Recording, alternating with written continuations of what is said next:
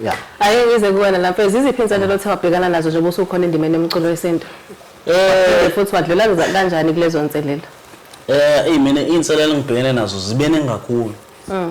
Yoqala nje kube inselelo yokufika emculweni. Mangabe ngifika emculweni oqala kwami ngathi mangabe ngikhipha ingoma ngo2010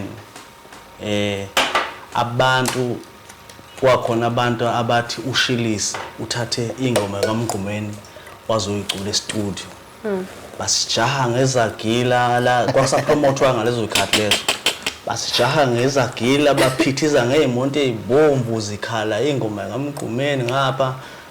Saba nenkinga lapho kucula mina akekho futhi umuntu owazi ukuthi yimi ngiculayo ngani ngoba ngangishotha kumabunjwa ngangishotha noSiginqa Masimba njengebhungane oyirasta namfowethu kwasekhaya kubaba nomama ngoba sibaneke ekhaya amantombazana amabili abafana ababili sajaha ngezagila noshilisi naye ngapha ngishuthe ngayo so abantu ngaleso sikhathi babeyitshela ukuthi mhlawumbe uMgqumeni wayenenzondo kakhulu yabo ongangokuthi akazange aphumelelise abanye abantu abaculayo kanti cha kwangasushilisi kwakuyimina nangapha kumabunjwa futhi beyitshela urasta ngoba naye wayenerasta umfowethu kanti kwakuyimina magijinyiswa ngezagila ke ngalezo khathi sithi siya promoter sithi senzani ingekho nje indlela yokuthi siye phambili.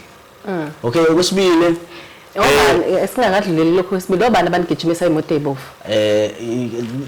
Abafowethu nje abaningi ababesebenza noMgqumeni ngaphandle kukaJaiva ngaphandle kuka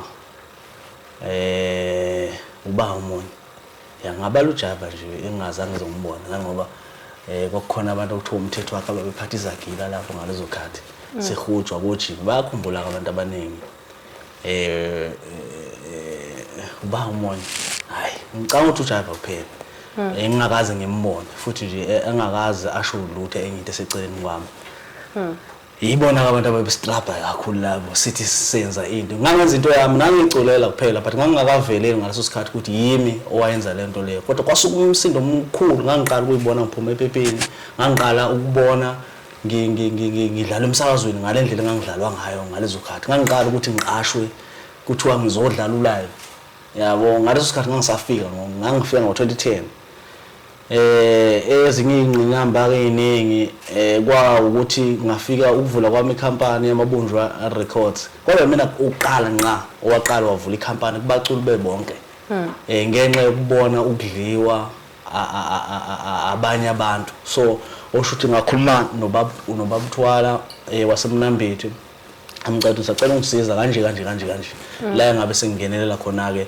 ngokusiza ama-artist kodwa igcineni kwakhona amanyawo awabonanga ukuthi ngawasiza yabo kwaba ukuthi mhlawumbe kuthandwa mina yabo kuhamba kwaba nenkinga ke ngagcina ngisele ngingedwa naye ubaba wathi yeyeka le ndaba yomculo yabo ngalokho ngiqhubekile ke nami ngimile nje ngingedwa.